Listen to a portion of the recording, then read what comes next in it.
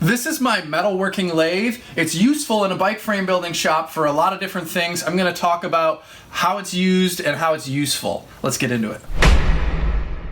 So the video is going to be two main parts. There's going to be how the lathe functions generally, and then how specifically it's useful to the process of bicycle frame building. So first I'm just going to give an overview. The machine has a motor, and then this is the spindle with a chuck mounted, and you tighten a piece of work, your workpiece, in the lathe, and the workpiece spins, and then you have these cutters that more or less are static, and you move them around, and they're just sharp enough to plow through the material and make some cuts. So let me demonstrate that.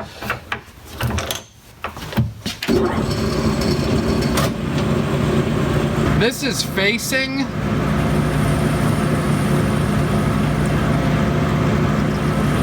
This is turning.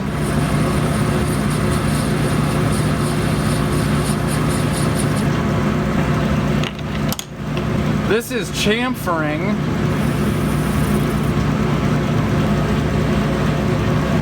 This is drilling.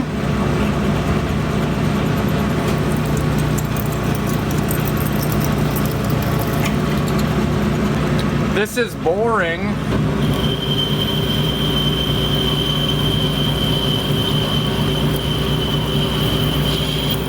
This is parting.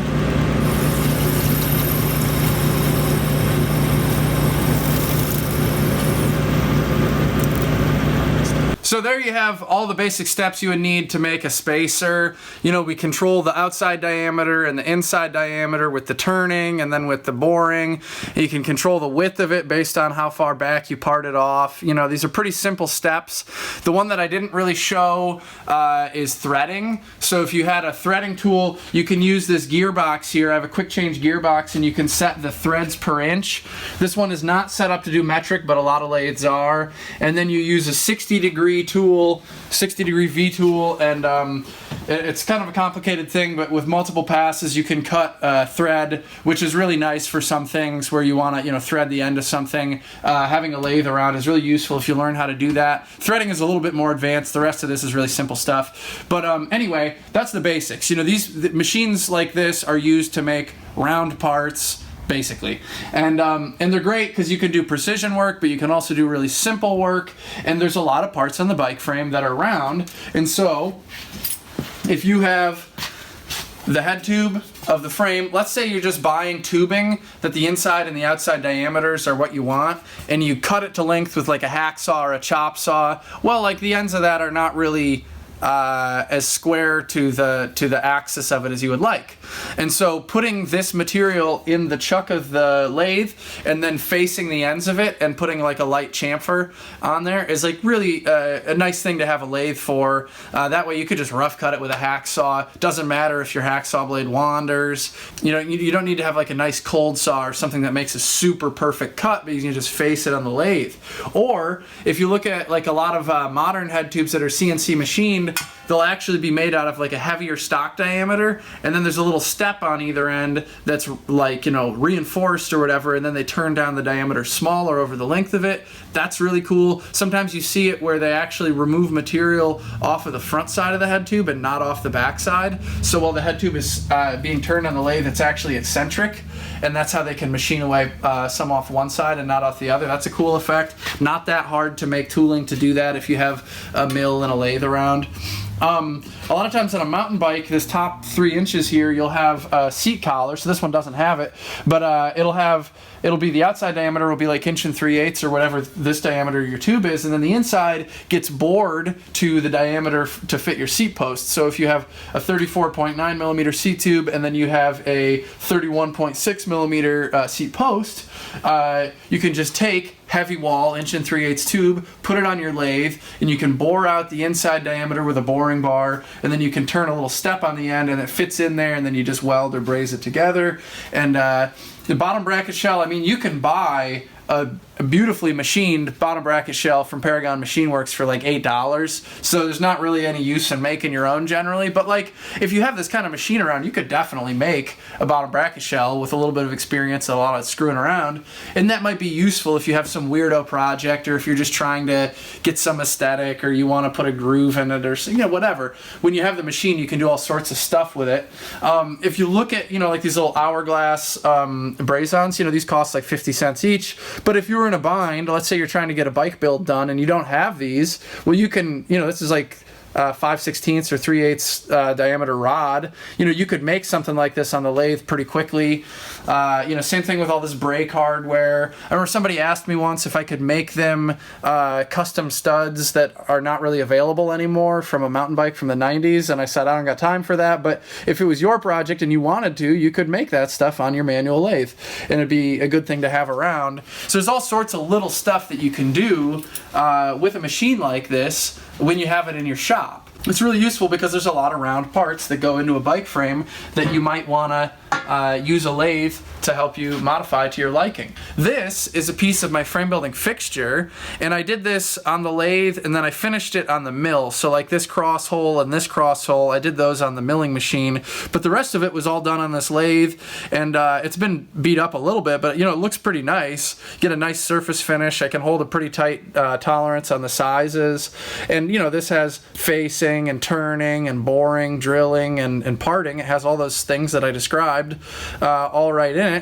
And so if this part doesn't exist, I can't order this from anyone because it's my own design.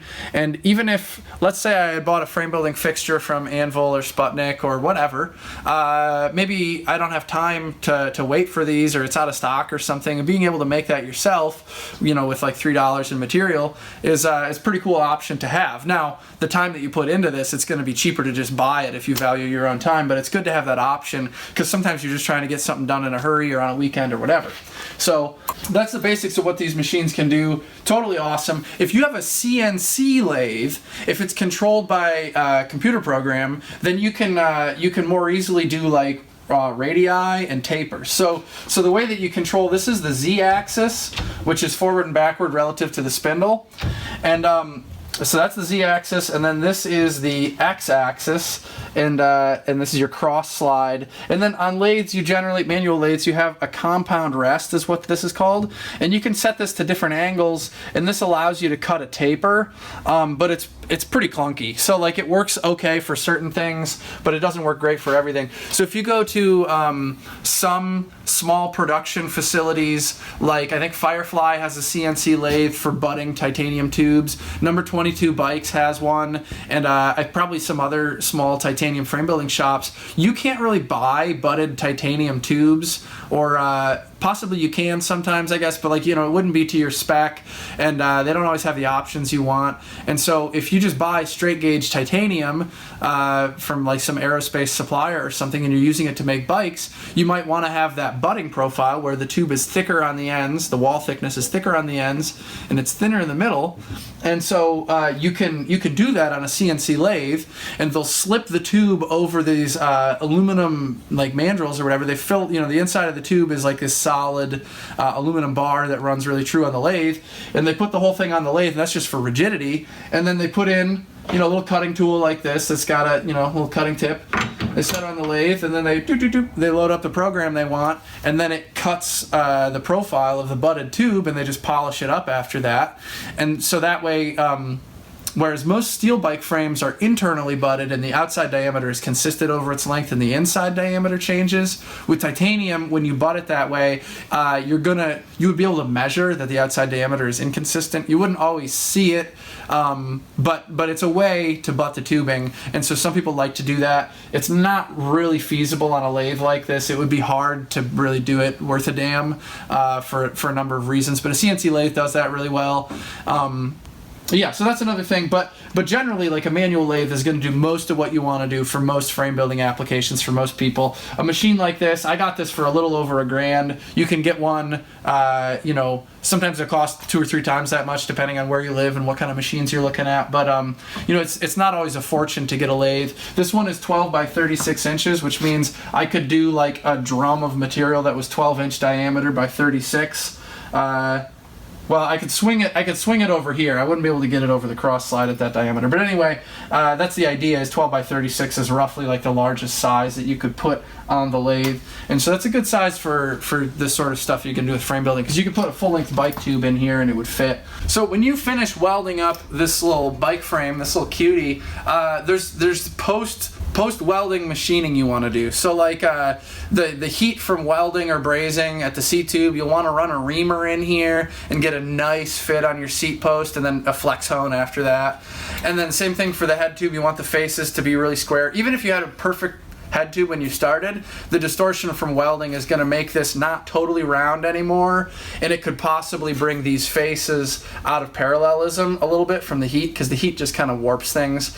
If you have great heat control and you use heat sinks, it's not going to be as exaggerated, but generally you're going to want to machine this stuff before you send it out the door, right? Same thing with the bottom bracket shell, whether you have threads or whether it's press-in bearings or whatever. The faces, after you do the welding there, the faces are not necessarily parallel to each other, and usually the bottom bracket shells come a little bit over width for that final machining to bring them to the right width. So if you go to a bike shop, like a retail bike shop, you'll see these sorts of like Park Tool Company tools, right? And they do a pretty good job. These are the expensive part of the tool, is like the reamer and the facer, and then this part slides on and off.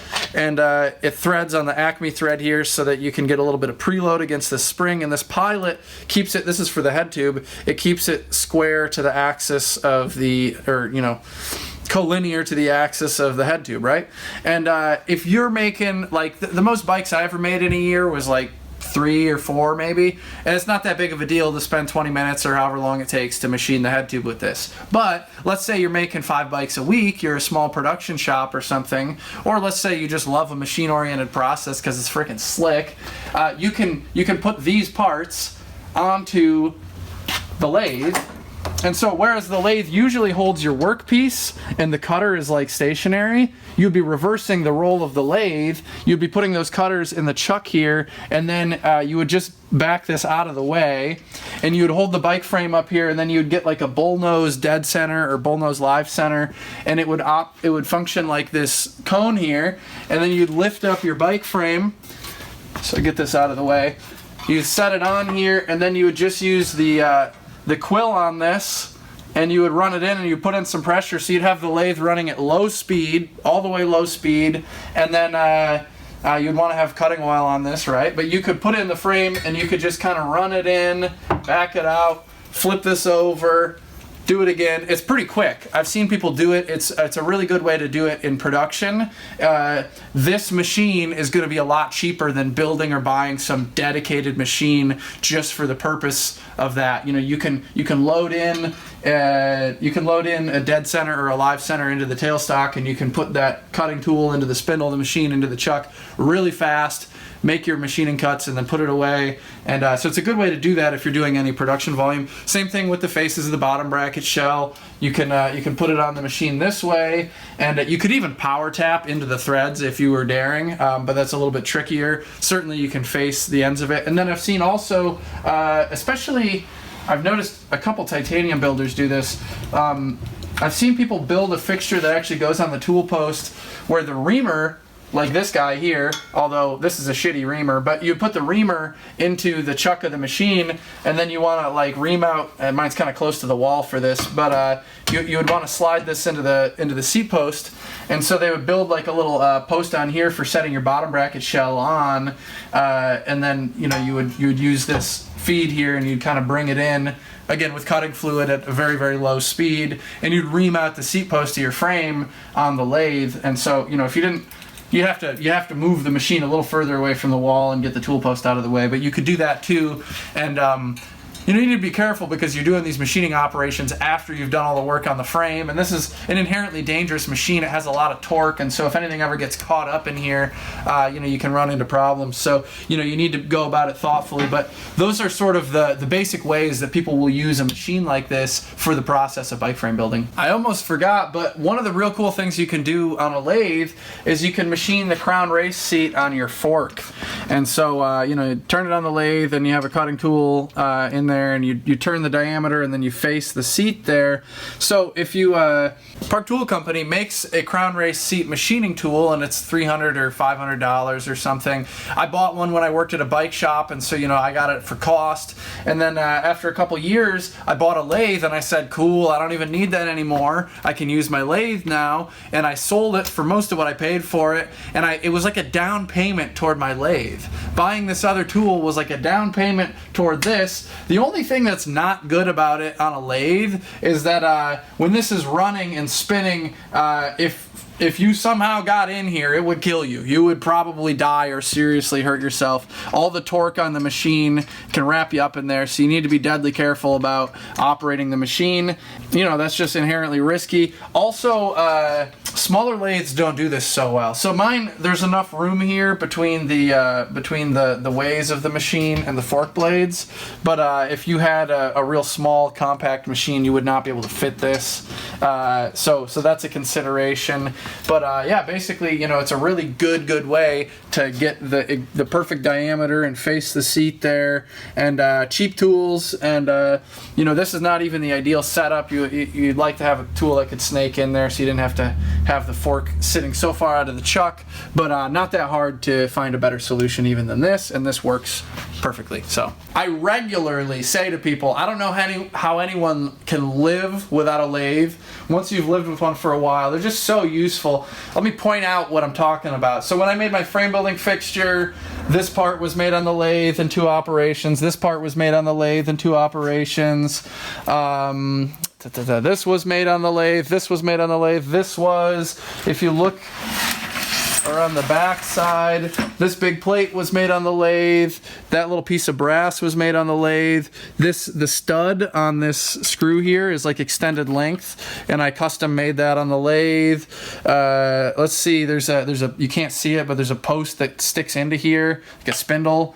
Did that on the lathe. I cut these to length, rough cut them to length, and you can see the end has that swirly, it's got that facing, I faced these on the lathe to length, and I chamfered them, and they just look nice. So each one of these had 2 operations on the lathe. These little aluminum bushings, there's a design failure here. This whole height adjustment thing on the frame fixture doesn't really work, but I made these aluminum bushings on the lathe pretty easily with simple operations. That little round part down at the bottom, that first operation was done on the lathe. So that's just a small collection of things that I've machined on the lathe over the years. Whether or not you have any interest in making your own tools, you'd rather maybe, I think a lot of times if you value your time, and if you have a job that pays you decent at all and you're getting into frame building, I would say just buy all the tools you can. But where it makes sense to build your own is if you want to learn or if it's satisfying. And then where it's really useful is like when you need something that's not in stock, that you don't have the time to get quickly, or that doesn't exist. Like people are asking me, because I make bike frame building tools, they say, hey, can you make this thing for me? And I say, like, damn, that's a cool idea, and I wish I could help you, but the amount of time that I have to put into designing that, making it general purpose, marketing and selling it, and there's like 3 people that'll ever buy it, I can't viably make and sell that to someone else. But if you have your own lathe, if you have your own mill, if you have your own tools, if you have a desire or a need for something that doesn't exist, you can make it yourself when you have to, and that is a really powerful thing, because most of the time for me, you'd prefer to just buy the stuff that already exists. But when you can get that when there is a need for that custom stuff, man, it really saves your ass. Here's another random example. Don't know how anybody lives without a lathe. I bought these plumbing parts to make welding rod storage, right? The caps don't fit on here worth a damn. I don't want to be wrestling with this thing to get it on and off, so I just turned down the diameter on my lathe, and I faced it off nice, so I did cut this with a hacksaw or something. These should fit better, you would think, but I had to actually take like 20 thousandths of an inch off the diameter in order to get these to fit nice, and man, good day to have a lathe. How else are you going to do that? There's no good way to change the diameter of this without a lathe. And so this is just, it's like $1 in material, but you can, there's a lot of applications where having a lathe is just going to save your ass, just having it in the shop. You won't use it every day. You won't need it always. But when you have a little project where you need to, add some clearance to something or whatever, oh my God, it's a life changer. This Paragon Machine Works hole saw arbor is another example. This is 3/4 of an inch diameter cold rolled steel, and this goes up in the milling machine, holds your hole saw arbor. Well, this one unthreaded, okay. These are a really easy project to make. So if you buy a lathe and you just want to practice making parts to get familiar with it, you can buy this for like $10 from Paragon Machine Works. Just buy it. It's worth your time to just buy it. But if you're looking for practice, you could make a bunch of these for yourself. And it's just, you know, you can do the threading on a lathe. So that's the 1/2 inch 20 or whatever the thread pitch is on this. Pretty easy to make a handful of these for hardly any money, get some experience making tools, and let's say you had a milling machine, you had like a little tiny cutie milling machine and you couldn't even fit a 3/4 shank. Well, now what do? Paragon Machine Works only sells them in a 3/4 shank. You can make your own because you have a lathe. Or let's say you had a really big beefy milling machine and you could take like an 1.1/8 shank and you wanted to take advantage of the rigidity of this larger shank size. Well, Paragon Machine Works doesn't sell those either, but you can buy that bar stock and you can turn the end of it and then you can make your own arbors. And so these are a really good starter project if you do have a lathe or if you're thinking of getting one and you just want some like practice on something that's useful. Make a bunch of these. Or you can make a bunch of like welding heat sinks out of bronze. Those are pretty simple. I made a bunch of those partly for practice. That's another good project. Anyway, thanks for watching. We'll see you on the next video where we talk about bike frame building related content. So we going?